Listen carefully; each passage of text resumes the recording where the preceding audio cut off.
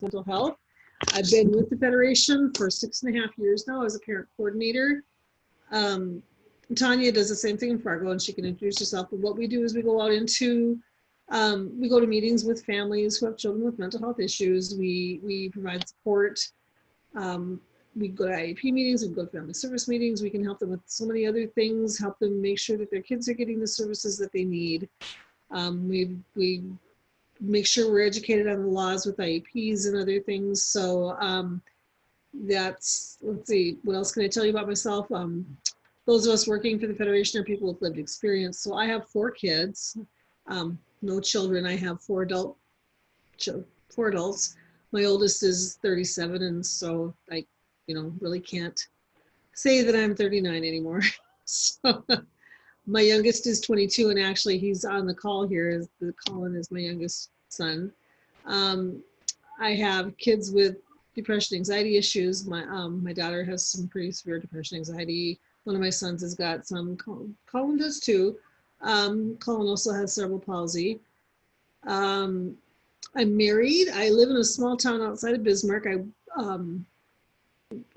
Called Hazleton, and I serve the western half of North Dakota. So if you or anyone you know needs help, they can certainly give us a call. If you go to our website, you can get our cell phone numbers so that we can be reached, or our office numbers. I'm working from home right now, so the best way to reach me is by cell phone. Tanya? Okay, so I'm Tanya Redroad.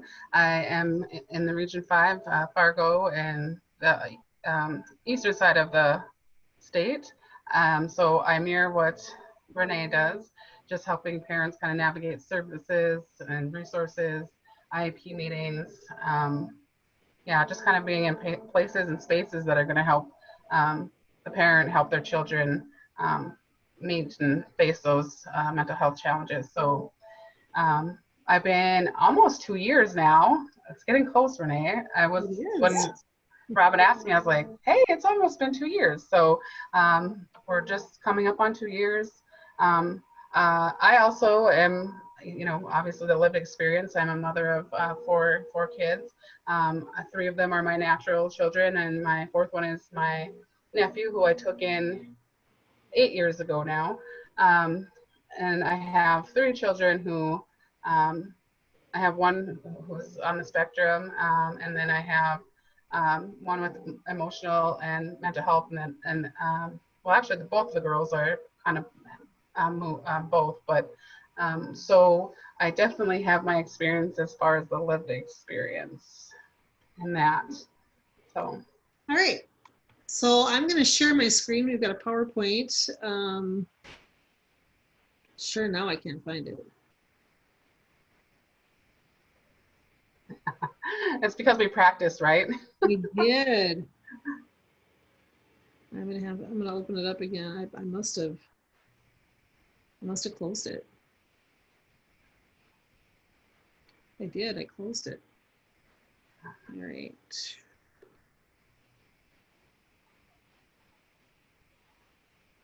so funny. You did it so elegantly the first time. No, we started so well. Good. All right. So let me go back to that. Let's see if I can. All right, let's try this again, sharing my screen. There we go.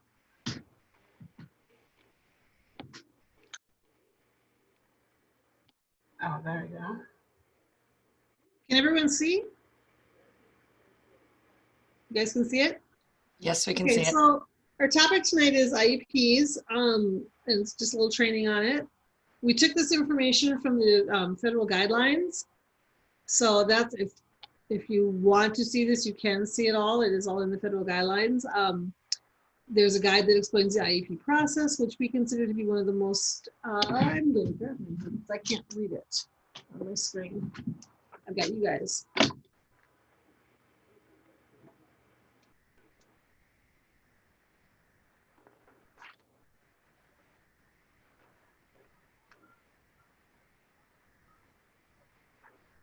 Tanya, can you read this? Because I can't get the edges of it. Oh, is it not showing up for you? Well, I've got. Oh, yeah, that's fine. Oh, no, I can move that. There, I got it now. Okay. So we consider to be one of the most critical elements to ensure effective teaching, learning, and better results for all children with disabilities. The guide is designed to help teachers, parents, and anyone involved in the education of a child with disability develop and carry out an IEP. The information in this guide is based on what is required by our nation's special education law, the Individuals with Disability Education Act, or IDEA. The idea requires certain information to be included in each child's IEP. It is useful to know, however, that states and local school systems often include additional information in IEPs in order to document that they have met certain aspects of the federal or state law. The flexibility that states and school systems have to design their own IEP forms is one reason that IEP forms may look different from school system to school system or state to state. Yet each IEP is critical with the education of a child with a disability. Schools can and should share the Parent Guide to Special Education Blue Book, which has a wealth of information. So this link that's on here, if you go to that, it gives you, it is the guide. It is called a Guide to Individualized Education Program. And this is where we got all of our stuff for our PowerPoint. Right. And I think the reason why I put the guide in there is, one, to mention it, to make sure that people know that they should have one or have gotten one. And then also, just because I know that sometimes those can look a little bit different, but there are things that are like have to be in there. But yes, sometimes it can be a little bit different.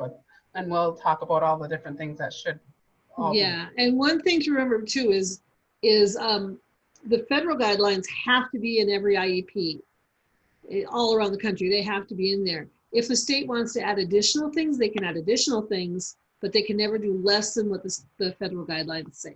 Right. Okay, so the basic education progress under IDEA, there's 10 steps. Step 1 is child is identified as possibly needing special education and related services. There is child find in North Dakota. It's not used quite as often as I think it should be, but the state must identify, locate, and evaluate all children with disabilities in the state who need special education and related services. To do so, states conduct child find activities. A child may be identified by child find, and parents may be asked if the child find system can evaluate their child. Parents can also call the child find system and ask that their child be evaluated. Or a referral or request for evaluation can be done. A school professional may ask that a child be evaluated to see if he or she has a disability. Parents may also contact the child's teacher or other school professionals to ask that the child be evaluated. This request may be verbal or in writing. Parental consent is needed before the child may be evaluated. Evaluation needs to be completed within a reasonable time after the parent gives consent. So, most often we don't find that the child find is identifying these kids. I think most often it's the teachers and the parents that are requesting the evaluations.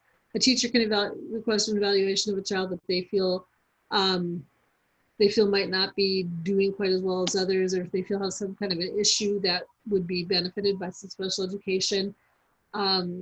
Parents might feel that their children should be evaluated and request that. No evaluation can be done for a child without the parent's consent. And once a request is made, the evaluation has to be done within 60 days. So it says within a reasonable time. In North Dakota, I believe it is 60 days. And the best way to make sure that that happens is if you're requesting an IEP or an evaluation for your child, you need to do a written request for an evaluation and mail it out with, a return receipt requested, so that there's no question that they got your request and that we know when the request got there. That's a really important thing. Tanya, do you have anything to add on this one? No, I was just going to say I would recommend just double checking and making sure that if somebody doesn't reach out to you to check in with them and keep communication open. Yeah, communication is very important. Yeah, it's very important. And also with that too is writing everything down. We'll probably say that like a lot throughout this, like write it down. So like she was saying, in times and dates and things that you do those are going to be really important. And if anybody ever wants, I think Renee, I know you must have, and I know that I have the booklets, the parent booklets for The toolkit?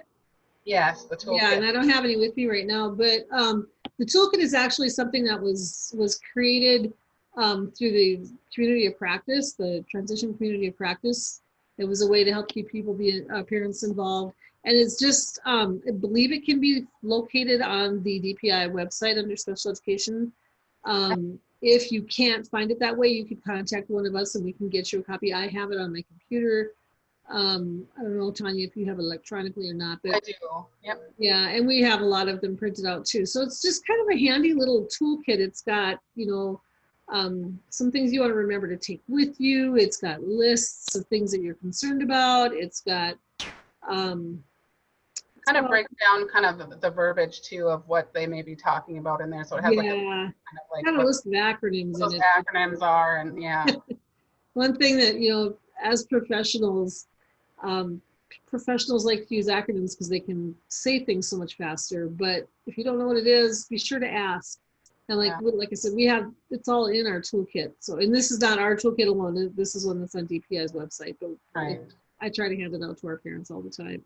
I do too. And then, and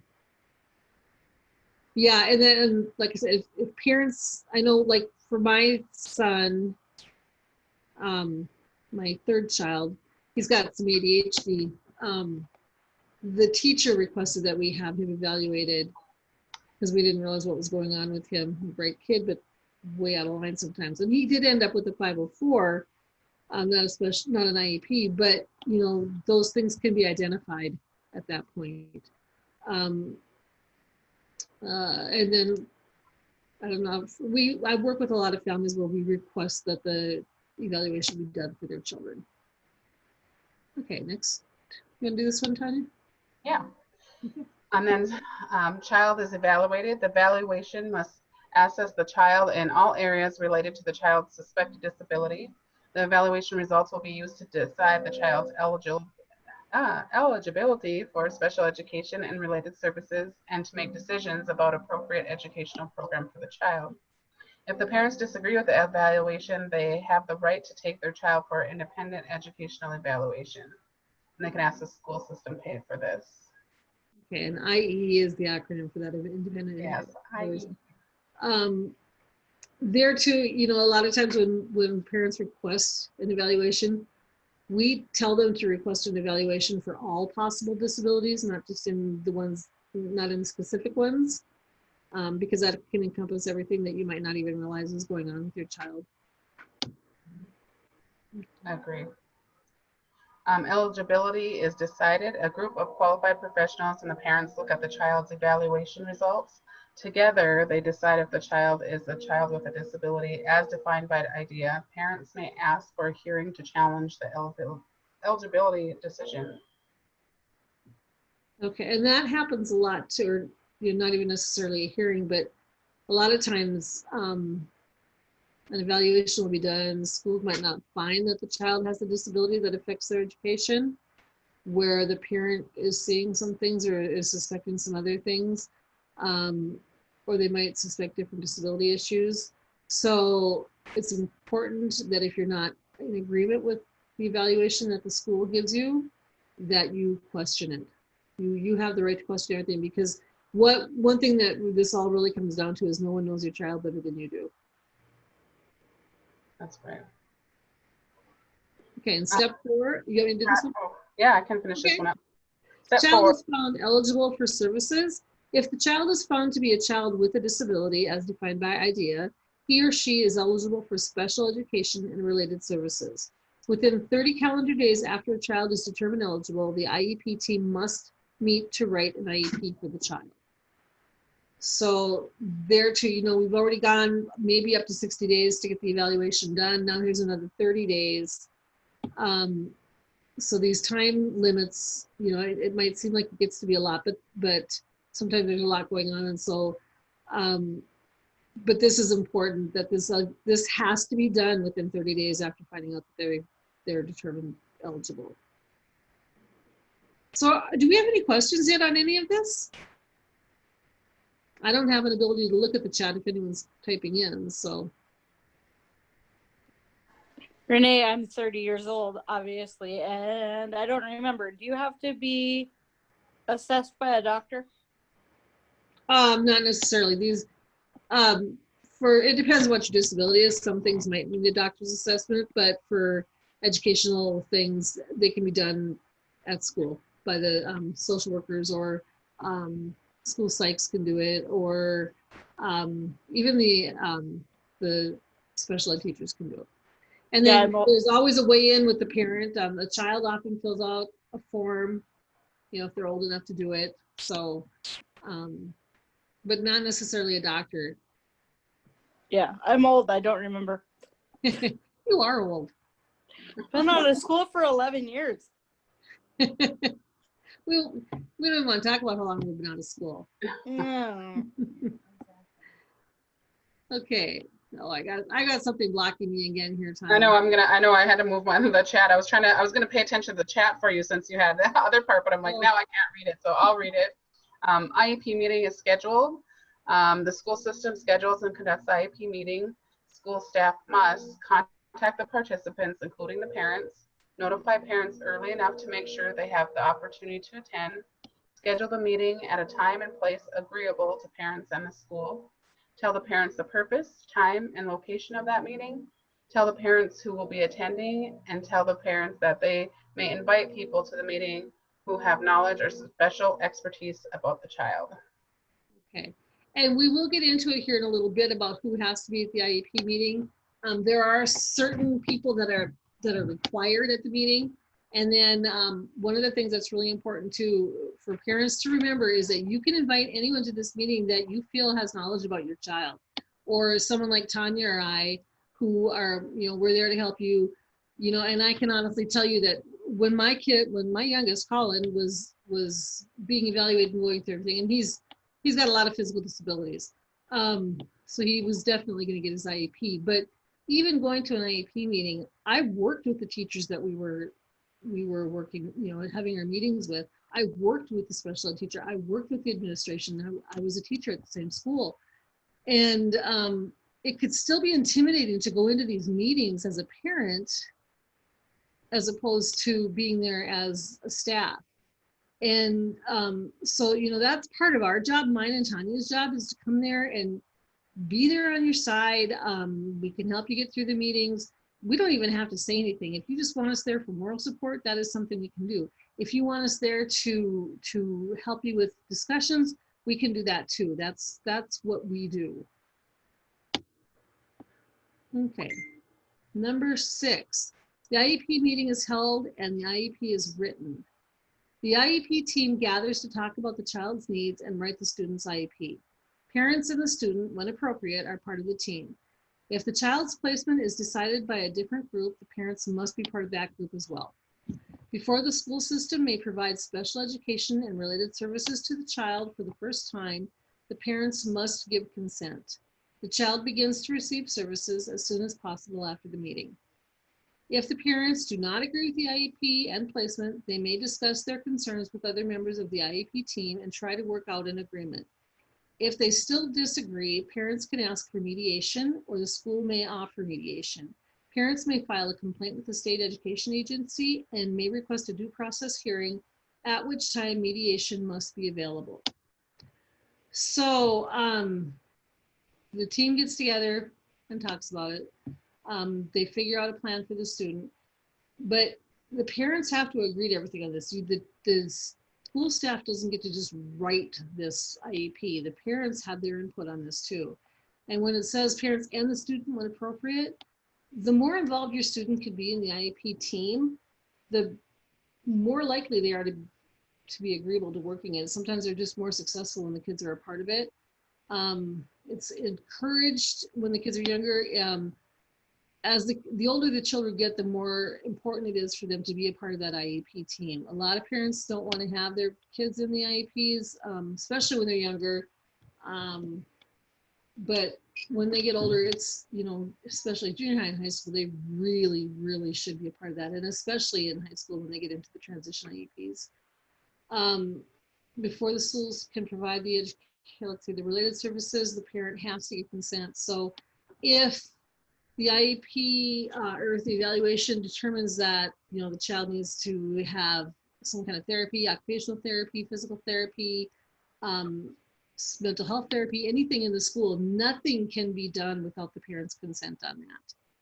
And then once the parent gives consent, then they receive services as soon as it's possible after the meeting. And you know, you don't have to walk away from this thing saying, I don't agree with that, but you're going to go ahead and do it anyway. That's not the way it is. You still have to agree. And if you don't agree, then, you know, there's mediation where they have someone come in who is a neutral party to come in and help with this process. If that doesn't work, you can also file a complaint with Department of Public Instruction, Special Ed Department. In fact, Jerry Tevens, who is the director of special ed program for DPI, she encourages people to call her directly if there's a problem, because, you know, they're there to help guide the school districts. They can't necessarily always tell them exactly what to do, but they're there to guide them. And then if there's a problem and someone doesn't tell her, she may never find out about it. You know, if you're not happy with what's going on with the IEP and you don't tell her, it'll just get washed under the rug. So it's important, the communication is important with the school, with the case manager at the school. It's important with all of the other people working with your child at the school. It's important with everybody. If you have a problem, there's things you can do about that.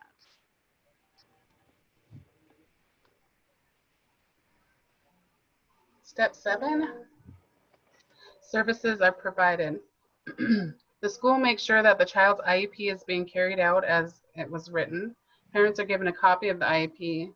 Each of the child's teachers and service providers have access to the IEP and knows his or her specific responsibilities for carrying out the IEP.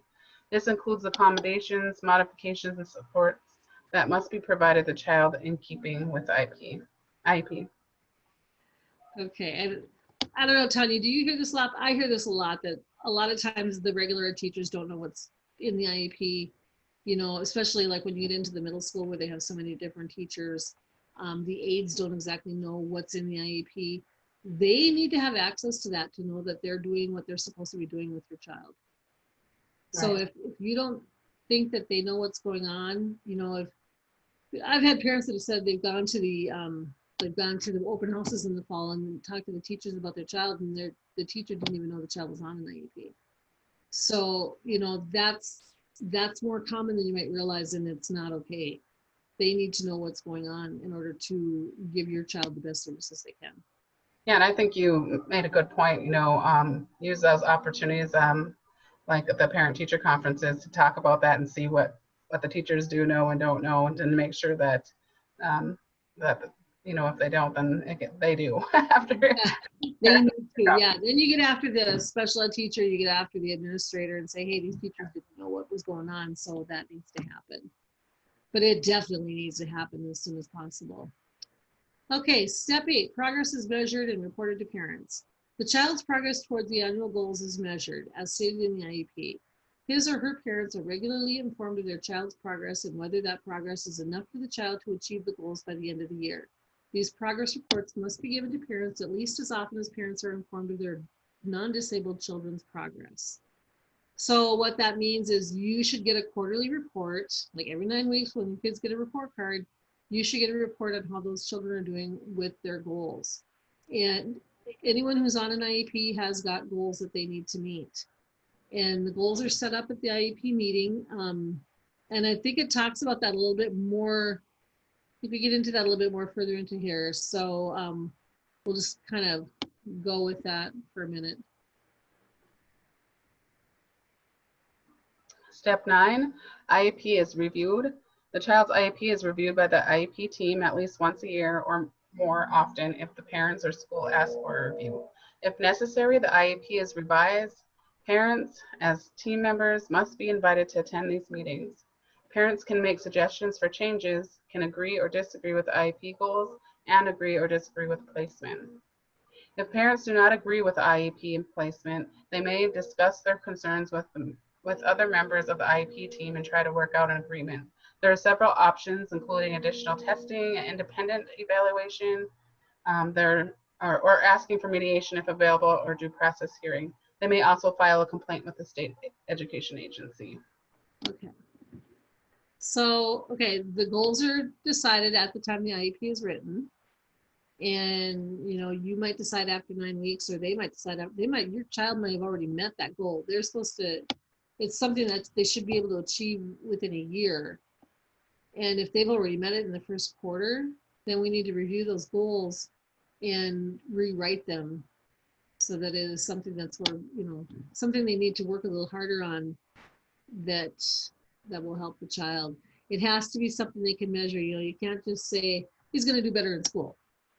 You know, it's if it's a specific behavioral issue, you know, the child will have proper conversations with people 10 times out of 12 or whatever. It has to be something they can measure. And when we do this, if you do the revision, an IEP cannot be changed without the team there present. So if the school decides they need to make changes, the parents have to be invited to that meeting, as does anybody else that is on that team. The IEP is not written by a person or two people. It is written by a team of people that are finding the best way to help your child get the best education they can. If you don't agree with the IEP and the placement, and when we talk about placement, there's different, we talked about least restrictive environment, and in the IEP, it'll say they're in the classroom at least 80% of the time, 80% or more, or they're in the classroom 60% of the time, or they're in the classroom 40% of the time. There's different levels. And if you're not happy with what they're doing, you know, if you want your child in the classroom more, that's something that has to be discussed. Sometimes it's not possible for some kids to be in the classroom. Sometimes they're too disruptive. Sometimes they can't follow along, but it's important to have the kids in the least restrictive environment possible. And that means in the classroom as much as they possibly can be. Anything from you, Tanya, on that? No, I think you covered most of it. Okay. And you can, you know, and I mean, so at first I didn't really know what I was doing with IEPs. I kind of really thought, you know, like, oh, okay, yeah, they're doing a good job, you know, because they have these goals and stuff, but nobody ever told me if I was meeting them until way later, and nobody talked about new ones. And so I started getting more involved, and I was like, oh, well, what has he been working on since then, if he met that from way back when or whatever. So if you feel like you're having conversations with your kids and, you know, like you start thinking about it, like, hey, he's doing pretty good, I wonder how he's doing on his goals, don't be afraid to reach out and ask someone, or, you know, ask, you know, to pull the team together or something like that. Because sometimes, I mean, and it's not like they're not, and maybe it's not even them trying to, but we're all busy, and sometimes you know, those things can kind of get swept under the rug, like Renee said. So I think that sometimes we have to be our own advocate for our kids too, and not always rely on them to do everything. So. Right. And another thing to remember too is if you decide to do more evaluation, you know, they're going to first do it at the school more than likely. The schools have people who can do that. The special ed districts have people who can do evaluations, or they have people that, you know, cover several areas that will come and do certain evaluations. But if you're not happy with that, you can request an independent evaluation, and the school has to pay for it. Yep. And you know, if you're not, you can also go to mediation again. You can go to a due process hearing. You can file a complaint. And again, you know, the complaints, when you file a complaint, they're in writing. We sometimes get protection and advocacy involved with this, because they can help with, you know, some of our kids, we have protection and advocacy people on the team just to make sure that everything is being done right for that student. It's not always necessary, but if the rights are being violated, then it definitely is. And you know, if we're not sure, we call protection and advocacy, and we work with them a lot. We call them to get advice from them. They give us a lot of technical assistance. So, you know, if there's a problem, we can help you with that.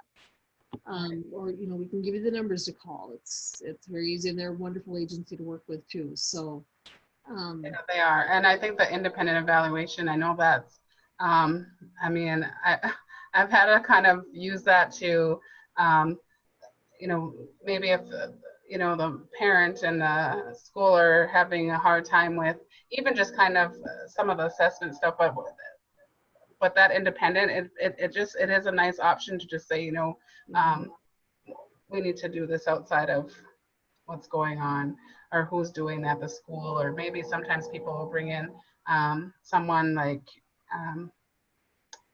now I just lost it, what just had it, like Ann Carlson or oh, yeah, another agency, yeah.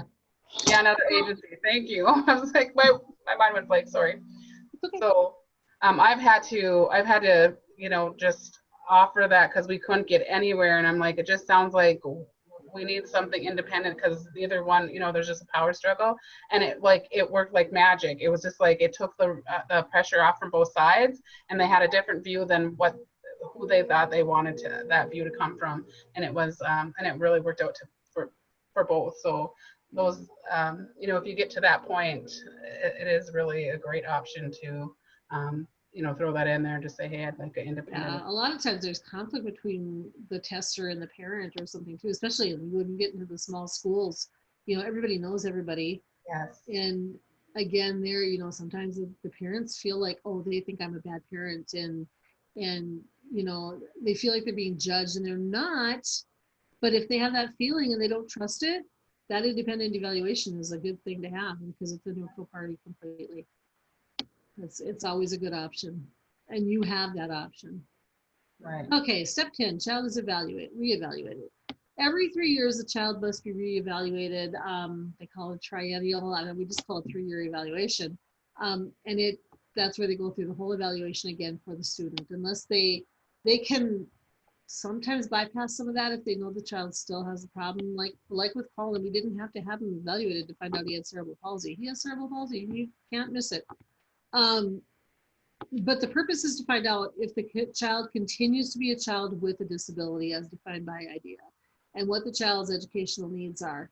However, the child must be reevaluated more often if conditions warrant, or if the child's parent or teacher asks for a new evaluation.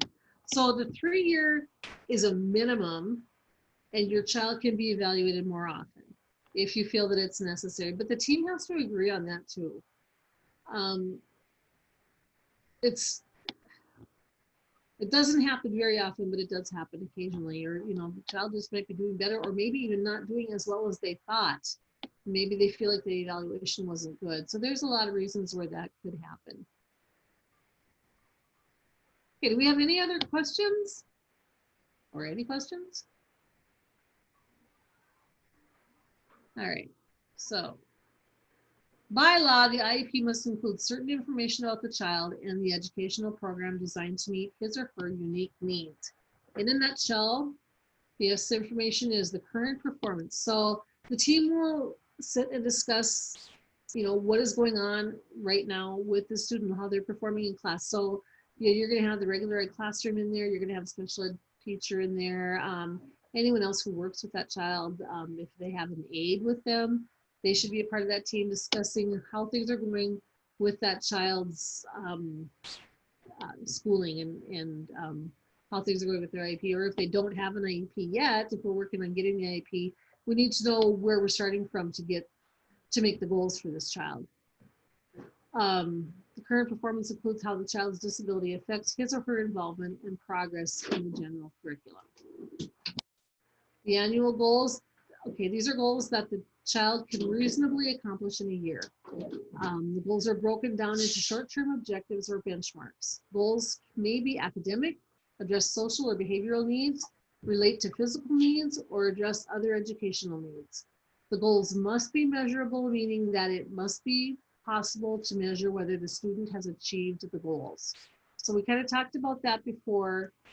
You know, they can't be just a general goal. They have to be very specific, and you have to be able to measure what kind of progress they're making on those goals. And again, you get a report on those quarterly. So You should always know how your child is doing in school. Okay. Special education and related services. The IEP must list the special education and related services to be provided to the child or on behalf of the child.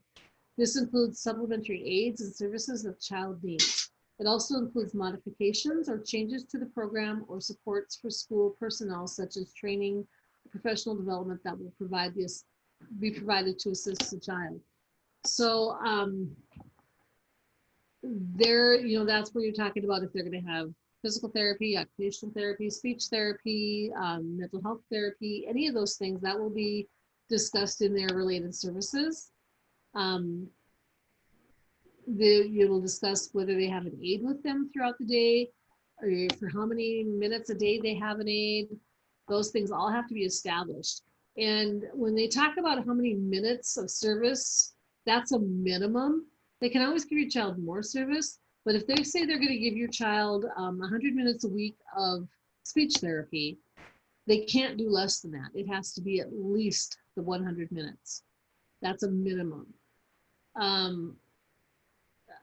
So the modifications, so, if your child is having silence modified, that's in there. If they have special things that they use in class, if you have a child with autism, you might have fidget that they use in class. That's got to be listed in the IEP.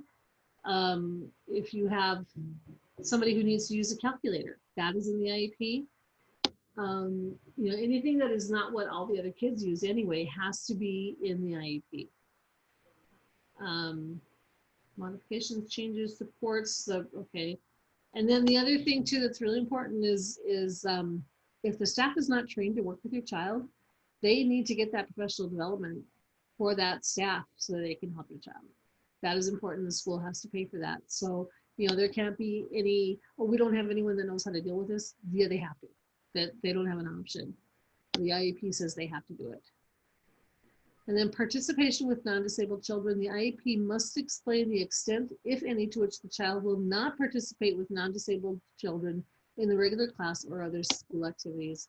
Some kids may not be able to participate in gym. Some kids may not be able to participate in parts of certain classes. If it's someone who's got a severe reading disability, they might go to a special teacher, into the special ed room to get some help with their reading while the other classes do their regular reading. There's lots and lots of different things with that, but that's all got to be listed in the IEP.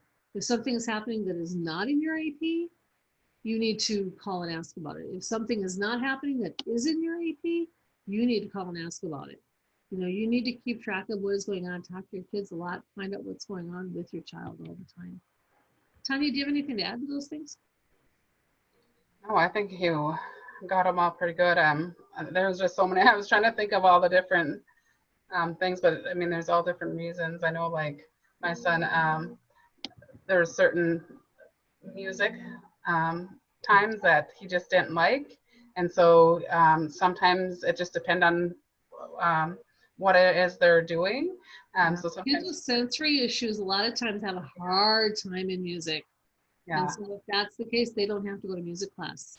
Right. So I was thinking all the different reasons, and I was just thinking of, Yeah. of I didn't. There's so many things, and that's why these plans are all individuals. IEP is an individual plan, individual education plan. Oops, did I skip? Okay. Right. So we have participation in state and district-wide tests. A lot of kids in IEPs can just take these tests just like anyone else.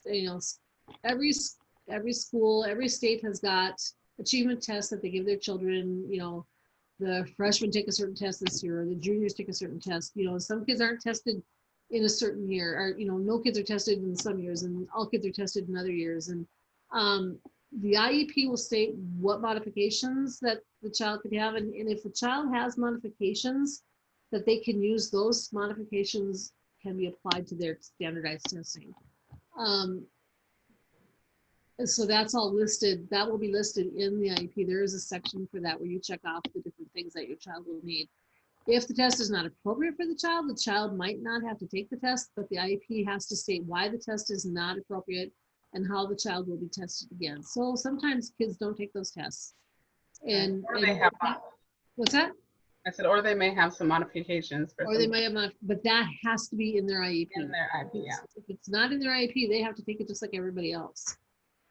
Dates and places. The IEP must state when services will begin, how often they will be provided, where they will be provided, and how long they will last. So, like I said, with the speech therapy, if it's 100 minutes a week, it might be 20 minutes a day for 5 days. It might be, 40 minutes a day for 2 days and 20 minutes on another day.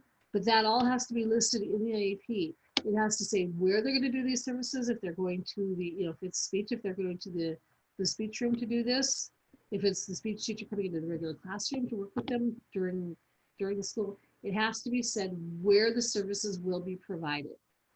And again, how long they would last. And that is determined every IEP, but the minutes, I think what they're talking about with how long they will last is the minutes of service per week on each thing. So, you can have a certain number of minutes for different things, but that all adds up to their total minutes of service. Transition service needs. Okay, when your child turns 14 or younger, if it's appropriate, the IEP must address within the applicable parts of the IEP the courses he or she needs to take to reach his or her post-school goals. So you make a plan when they're going to be a freshman, you make a plan for what classes they are going to need before they graduate. And you plan it out per year. A statement of transition services must also be included in each of the child's subsequent IEPs. Needed transition services, beginning with the child, beginning when the child is age 16 or younger if appropriate. The IEP must state what transition services are needed to help the child prepare for leaving school. So if you've heard of voc rehab, there are vocational rehab offices in every region. There's a state voc rehab office, and every region has an office, and they have what's the word I'm looking for? They have people that go out to every school to work with kids. And what they do, they work with the kids to figure out what it is they want to do when they're done with school. They help them to figure out what they need to do to reach that goal, and they work with them, and they can help pay for things. It's the more significant your child's disability, the earlier you should try to get them in with voc rehab. You don't have to wait for the school to do this. You can go to the voc rehab offices and get started, or you can, call them and request that the VR person come and talk to your child. Some schools have vocational counselors in the schools. Some do not. I'm losing my thoughts on this. Tanya, do you have anything to add on that? No, I was just gonna add the, if you feel like, you don't have to wait, they could, go into the office and talk to somebody at voc rehab and get things started a little bit earlier. And they're wonderful to work with. That is their job. They help people with disabilities to get jobs. They help them to get the training they need to get jobs. And it doesn't have to be a physical disability. It can be, if you have someone with severe anxiety, they can help you with that. If you have someone with the physical issues, they can help you with that. The counselors there are wonderful. They have people that will help you with, they have one person that focuses on the assessments to decide what it is you want to do, the interest surveys. And then they all work together to find you work. It's really a good thing to have your kids involved with voc rehab. They should be starting no later than when your child is 16. Absolutely no later than when your child is a junior in high school, but they should start earlier. And it has been pretty normal for them to start when the kids are a junior in high school, but that is kind of changing again. I know I did an internship with them a couple of years ago, and they like to get started earlier. So if you request them to start earlier, like with Colin, and I'm going to go back to my son Colin, who's sitting here on this call. He's got very significant physical issues, and the earlier they can start with him, the better, and We didn't get him started till he was probably 15 or 16, and I wish we would have done so earlier. But the earlier they start that stuff, the better they get to know them, and the better they can help them transition to post-school, to either a career or going to school. And if there's a career they want to get into, if you have a young man that wants to be a mechanic, they can help with purchasing tools. If you have, like with Colin, he needed a computer, they bought him a computer. They help with there's money there. They have wonderful programs, so it's a really good thing to work with on that. And all that stuff has to be in their IEP when they're in school. Okay, age of majority. Beginning at least 1 year before the child reaches the age of majority, which is 18, the IEP must include a statement that the student has been told of his rights, that they will transfer to him or her at that age of majority. So when your child turns 18, unless you've become their guardian, they have the right to say who is going to be at their IEP meeting. And if they don't want you at their IEP meeting, that's their choice. You have to be invited by them. Most kids will. I don't think I've ever known one that has not invited their parents to it, but it is their choice to do that. And it's important that you know that once they turn 18, those decisions are theirs to make and not yours. And that is a reason too that it's really important to get your kids involved with their IEPs as soon as possible. You know, I don't know why they wouldn't want to be involved as elementary kids, to be honest with you. Maybe the real little ones not so much, but I think it's good to have them there. I believe in having your kids at your IEPs. And then measuring progress, the IEP must state how the child's progress will be measured and how parents will be informed of that progress. And that's what we talked about before, about the goals and the progress on those goals. Okay. Tanya, you want to go? Yep. Okay. What if parents don't agree with the IEP? There are times when parents may not agree with the school's recommendations about their child's education. Under the law, parents have the right to challenge decisions about their child's eligibility, evaluation, placement, and the services that the school provides to the child. If parents disagree with the school's actions or refusal to take action in these matters, they have the right to pursue a number of options. They may do the following: try to reach an agreement. Parents can talk with school officials about their concerns and try to reach an agreement. Sometimes the agreement can be temporary. For example, the parents in school can agree to try a plan of instruction or placement for a certain period of time and see how the student does. Ask for medication. During medication, the parents in school sit down with someone who is not involved in the disagreement and try to reach an agreement. The school may offer medication if it is available as an option for resolving disputes prior to due process. Ask for due process. During a due process hearing, the parents and school personnel appear before an impartial hearing officer and present their sides of the story. The hearing officer decides how to solve the problem. And then obviously note meditation must be available at least at the time in due process hearing is requested. You can file a complaint with the state education agency. To file a complaint, generally parents write directly to the CA and say what part of IDA, which is they believe the school has violated. The agency must resolve the complaint within 60 calendar days. An extension of that time limit is permitted only if exceptional circumstances exist with respect to the complaint. Okay, and going back to acronyms, SEA is the School Education Association. Thank you. And complaints go to the Department of Public Instruction in North Dakota, to the special education director, which is again Jerry Tevens. You know, and I've talked to her many times, and I said, "Where do you want to send this?" And she said, "To me." So make sure that you know, if you have a complaint about something, make sure that you contact her. And if you don't know who it is, ask your special ed director at Department of Public Instruction. Their website is nddpi.gov, nddpi.gov, I believe. And yeah, go right to her.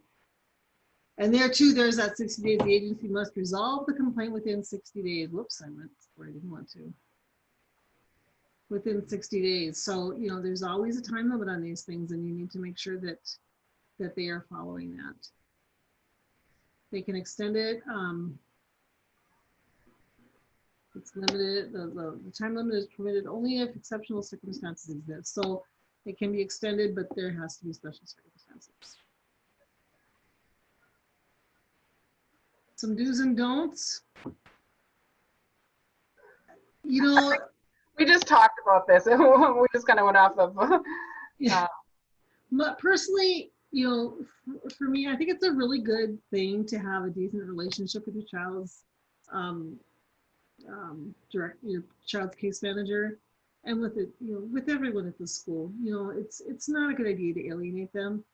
You need to be assertive with what you want, and you know, don't let them walk all over you. But you know, these are people that you have to work with, and your children have to work with. So let's keep it. In my opinion, I think we need to keep it not horrible. You know, we can't let them do what's wrong, but we, you know, don't need to make things bad. And I think with that, just like, again, writing things down, sticking to facts. I know it's like really hard, like to not like, I mean, it's not like I'm not saying to be a robot, but like sometimes it's that emotional stuff when we let it take over, it can kind of change the dynamics. So I think just really writing things down, being, you know, as specific as you can, making sure that, you know, if they say if they don't give you copy right there or something happens, making sure that you get a copy and just keep everything in a nice folder. That's what I did. So I could always reference back. And yeah, definitely just writing things down and sticking to the facts. So that and communication. And the communication. Communication is so important when you're working with everybody.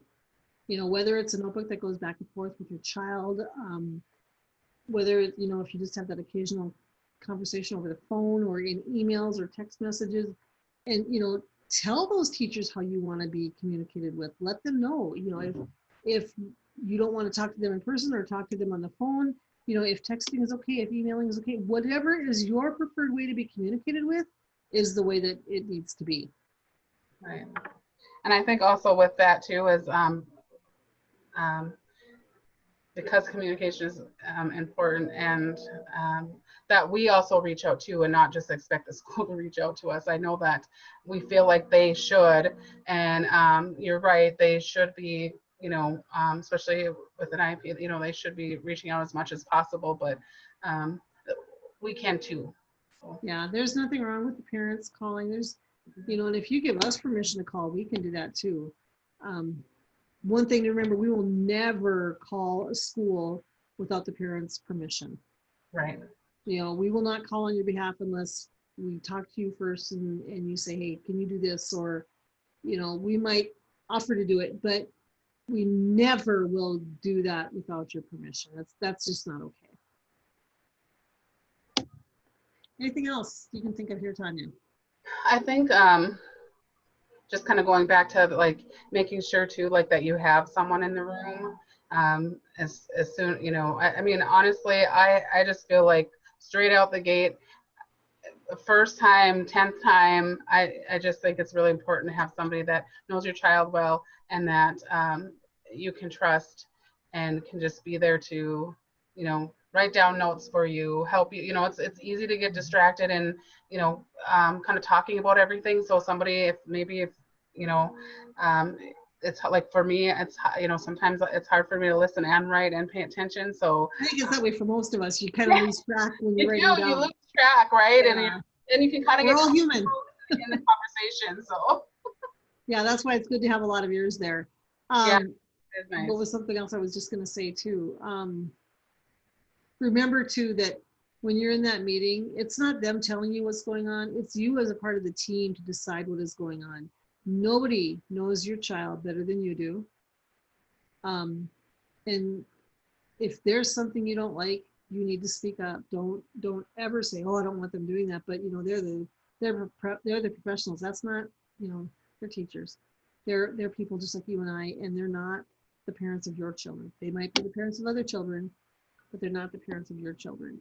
And you know, you have to do what's right for your child. Never be afraid to advocate for your child.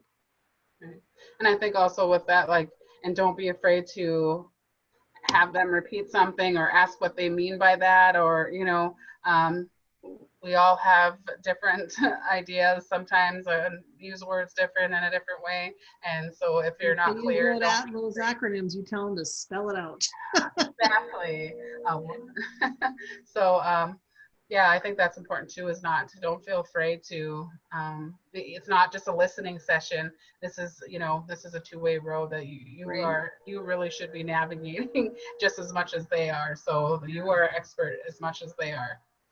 And the same when your child starts coming to those IEPs, they have every right to question things too. Every right to question what is going on because it's their lives. Yep. Okay, anything else here? I think we're about done. So this is some resources. I did go on a couple of these websites today just to look and see. Pathfinder in North Dakota has a lot of resources. I don't think that's listed on here. Oh wait, no. These are national. But there is in North Dakota, there is Pathfinder. There are several family organizations like us. Now, Federation of Families for Children's Mental Health, we work with families who have children's mental health or children who have mental health issues. Family Voices works with people who have kids with health issues, special health issues. Designer Genes works with people with Down syndrome. Pathfinders has a lot of information for everybody. I think those are our family organizations. So, and if you ever have any questions, you can call us because we work together with them a lot too. They're great organizations. Any questions from anyone? Renee, is Tatum Hirschkorn still the voc rehab person for Bismarck Public Schools? Who? Tatum Hirschkorn? I have not heard of Tatum. There's several different people in Bismarck. There's a different one for every high school. Really? She used to work just strictly public schools, I think. They have, I think there's 4 different ones for the Bismarck schools. Wow. But that's I don't know crazy. in Bismarck. But we also used to only have 2 schools, so. That's true, because you're old. Yeah. Okay, any other questions? With the IEPs, are they changing a little bit now with COVID? Well, they can do contingency plans with COVID. Okay. So your IEP, if there's an IEP in place, that still stands. But like if your child, and you have a foster child, right, Chaz? I am picking him up tomorrow. Okay, is he doing distance learning or is he going face to face? It'll be 2 days of in school and the rest at home. Okay, so they're doing hybrid down there. Okay, so they can do a contingency plan, which, they still should be getting their minutes, their IEP minutes. And like I know in Bismarck with the people on hybrid, if the parents feel like their kids need to go to school 5 days to get their services, those kids can go to school 5 days. Okay. So, that because he's on an IEP, that's all individualized, and that is something that you need to work with them on. Okay, because he'll have his official meeting within the next couple weeks. Okay. So the first couple weeks, it's just kind of trial and just see what's happening. But the meeting will be in, 2 or 3 weeks. Okay. To figure it out. And that's in Jamestown, correct? Yes. Okay. So you need to give Tanya a call. I probably will be. I was just going to say, well, give me a call if you need anything. But yeah, anytime you need help, Chaz, give us a call. I can help you. Yeah, and if one of you guys could send me that IEP toolkit too. Oh, yeah, I'll make sure to get that out to you. Yeah. Do you want it electronically? I could send it out tonight if you want it electronically. Yeah, that would be fine. Okay. Okay, because I can easily print it off. All right. Yeah, it's on a publisher. I think I actually put it onto PDF, and so once you get it printed out, you just fold it in half, and it's all. Yeah, and if you want to, just put Tanya's email with that too, just so I have it. For you, the world, Chaz. Yeah. Anything else? No, that was my question. Just just to see how they were changing with, because they Wednesdays is kind of, they have the option to go to school for the kids falling behind, and I'm hoping that they'll let him go to school right away on Wednesdays so he doesn't fall behind. Oh, yeah. Otherwise, they might just get him started on distance learning right away. But Yeah, he'll start school comes tomorrow, but he won't start school because he's going to be a Thursday, Friday kid, so he won't start Okay. school till Thursday. Oh, they go Possibly. Thursday, Friday down there? Well, because the first half of the alphabet goes Monday, Tuesday. Oh, and Wednesday. Second half goes Thursday, Friday. And nobody goes Wednesday. Okay. Yeah, and just the ones that are falling behind or need extra help or Okay. whatever. Yeah. So yeah, if you need help with some of that, Tanya and I can give you a hand. Yeah, he's got a pretty large team, and some of them know the IEP system a little bit better than I do, but You're going to learn. Yes, I will learn quick enough. But Okay. definitely somebody that knows it quite well would be handy. That's why we're here. That's right. So. Okay, well, if nobody has thank any you. other questions, Robin did post the link for the survey, or for the it's a what's it called, Robin? Monkey. What? It's a survey monkey. The Survey Monkey. There we go. I lost it. I just kind of lost it. So if you guys could go to the Survey Monkey and fill it out, that we would really appreciate that. It is also in the chat as well. Yeah, and then the other thing too is, if No, it's not. it was in the chat, wasn't it? It's not in my chat. Yeah, it was. Yeah, I can put it up again here for you, Chaz. Yeah, it never showed up in mine. Can I just share again? I don't want to share. I didn't mean to do that. I hit the wrong button. I don't know. There it is. Okay. Okay. Yeah, if you could do that. If there's anything else that you guys want, please let us know. If you know somebody that you think would benefit from watching this, we're going to have it on video and it's going to be on our website one of these days. Well, hopefully soon, right, Robin? As soon as I can figure it out, yes. Okay. All right. Also, if you have any questions, don't be afraid to reach out at all to or Renee Yeah, or we don't bite. We don't judge. No. We don't bite.